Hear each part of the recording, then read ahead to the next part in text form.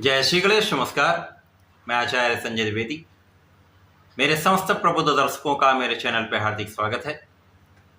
आज मैं नवग्रहों में सेनापति मंगल के राशि परिवर्तन प्रभाव को लेकर आपके सम्मुख उपस्थित हूँ।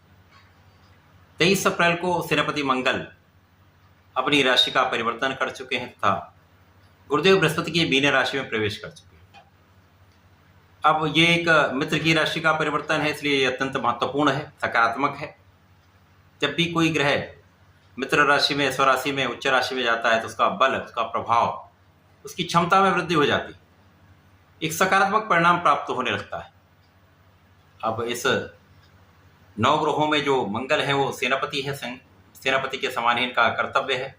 इनका कार्यकत्व भी है, पराक्रम के कारक हैं, क्षमता के कारक हैं, साहस बल के कारक हैं, लड़ाई झगड़े के कारक भी मंगल है, भाई के कारक भी मंगल। मंगल अत्यंत तीक्ष्ण ग्रह है, क्रूर है। अब जब मंगल का परिवर्तन मीन राशि में हुआ है, वहां पर पहले से ही राहु का गोचर चल रहा है, जो सृष्टि के सबसे क्रूर ग्रह भी हैं, बलवान भी हैं, नकारात्मक भी। तो यहाँ पर मंगल और राहु का युति प्रभाव आरंभ हो जाएगा, जो एक प्रबल दोष का निर्माण करता है, जिसे अंगारक दोष कहते हैं। ये अंगारक दोष का प्रभाव समस्त राशि के जातकों को प्रभावित भी करने वाला है, कुछ समस्याएं भी उत्पन्न कर सकता है, क्योंकि अंगारक दोष के कारण वाद विवाद बढ़ता है, लड़ाई झगड़े बढ़ते हैं, चोट चपेट की संभावना होती है, तो कष्टकारी ये होता है।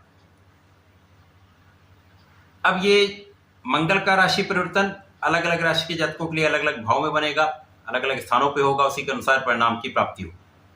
आज मैं कुंभ राशि के लिए मंगल के इस राशि परिवर्तन का किस प्रकार का प्रभाव मिलने वाला है, किस प्रकार के लाभ मिल सकते हैं, कौन सा भाव प्रबल हो रहा है, कहाँ आप लाभ ले सकते हैं, कहाँ पर समस्या आ सकती है, उससे आप कैसे बच सकते हैं, किस उपाय को करने से आपको लाभ मिलेगा, संपूर्ण विश्लेषण मैं पूर्ण तरीके के साथ करने जा रहा हूं। प्रिय दर्शकों, इस राशिफल को आप अपने चंद्र राशि के आधार पर देखिए। कुंभ राशि के लिए यदि अवलोकन करें तो मंगल आपके कर्म क्षेत्र के स्वामी तथा पराक्रम के स्वामी, कर्मेश पराक्रमेश का गोचर द्वितीय भाव में हो रहा है, जो धन भाव का। वैसे यदि देखा जाए तो ज्योतिष के नियमानुसार ये बड़ा श्रेष्ठ परिवर्तन है।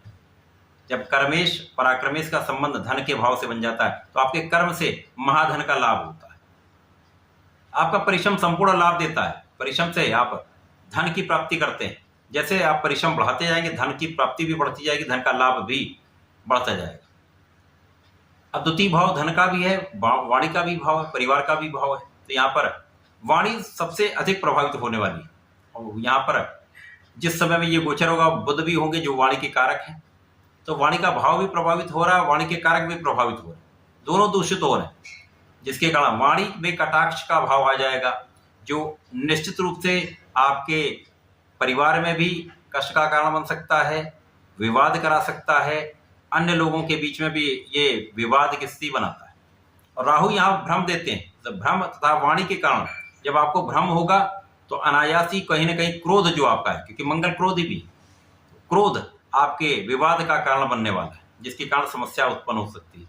परंतु सभी के लिए ऐसा नहीं होने वाला है, सभी के लिए थोड़े समय के लिए समस्या आएगी, परंतु जिन जातकों की कुंडली में यह अंगारक दोष है उनके लिए ये सजग रहने का समय है, समस्या से बचने का समय, विवाद से बचने का समय, क्योंकि कहीं ना कहीं से ये कष्टकारी हो सकता है।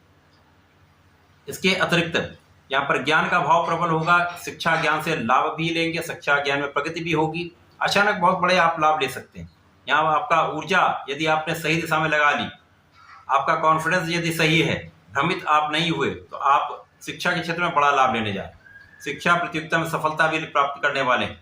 इसी प्रकार से जो लोग ज्ञान के क्षेत्र में नौकरी करते हैं, प्रोफेशन में हैं, एक बड़े लाभ की प्राप्ति होने वाली, धन का विशेष अर्जन करने वाले, संतान भी अच्छी रहेगी, परंतु यहाँ पर संतान के साथ कुछ क्लेश की स्थिति भी बनती है।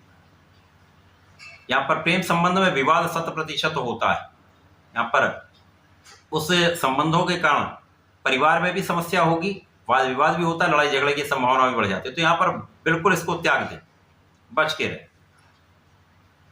यहाँ पर अपने खाने पीने पर नियंत्रण रखें, भोजन पर नियंत्रण, आपको व्यायाम अवश्य करना चाहिए, जिससे समय में आप संपूर्ण लाभ ले सके। जितने भी यहाँ पर आपकी संपूर्ण सुरक्षा हो रही है, परंतु खाने पीने पर ध्यान देना आवश्यक है। इस समय में आपका भाग्य आपके साथ में रहने वाला है, सर्वश्रेष्ठ रूप से आपका साथ देने वाला। तो जहाँ कहीं पर अवरोध आ रहे हैं, जहाँ कहीं पर समस्याएं आ रही हैं, तो भाग्य के कारण उन समस्याओं से भी आप बचते चले जाएंगे। भाग्य के कारण आपके कार्य क्षेत्र में भी आपको बड़ा लाभ मिलता जाएगा। अब चूंकि यहाँ पर कार्य क्षेत्र के स्वामी ही मंगल है, तो कार्य क्षेत्र में तो विशेष लाभ आपको मिलेगा। आप परिश्रमी भी हैं, आप क्षमतावान भी हैं, आप ज्ञानवान भी हैं, आपके अंदर ऊर्जा भी है, परंतु इस ऊर्जा को सही दिशा में आपको लगाना है। भ्रमित होने से बचना है, सकारात्मकता के साथ आपको आगे चलना है। यदि इस समय में आप अपनी ऊर्जा का सही उपयोग सही दिशा में कर लेते हैं, तो निश्चित रूप से ये समय आपको विशिष्ट लाभ देने वाला है। कार्य क्षेत्र में भी प्रगति कराएगा, ज्ञान के क्षेत्र में भी प्रगति कराएगा, जिससे आप अपने कार्य क्षेत्र से बड़ा धन भी लेने वाले हैं, कार्य क्षेत्र में सफलता भी प्राप्त करने वाले हैं तथा ज्ञान के स्तर को बढ़ाने वाले हैं। तो ये समय अच्छा है। इस समय में विशेष रूप से आपको अपने वाणी संयमित रखनी चाहिए। नित्य गणपति महाराज के शरण में रहकर शंकरासन गणेश स्तोत्रम करना चाहिए अथवा सुनना चाहिए। प्रत्येक मंगल शनिवार को शंकर मोचन के दर्शन करें, अथवा दर्शन नहीं कर सकते तो हनुमान अष्टक का पाठ करें, बजरंग बाण का पाठ करें, तो आपके सारे संकट दूर होंगे, कष्ट दूर होंगे, आपके लाभ की वृद्धि होगी, समस्याओं से आप बच जाएं। तो ऐसा करके इसका लाभ लें। धन्यवाद, नमस्कार।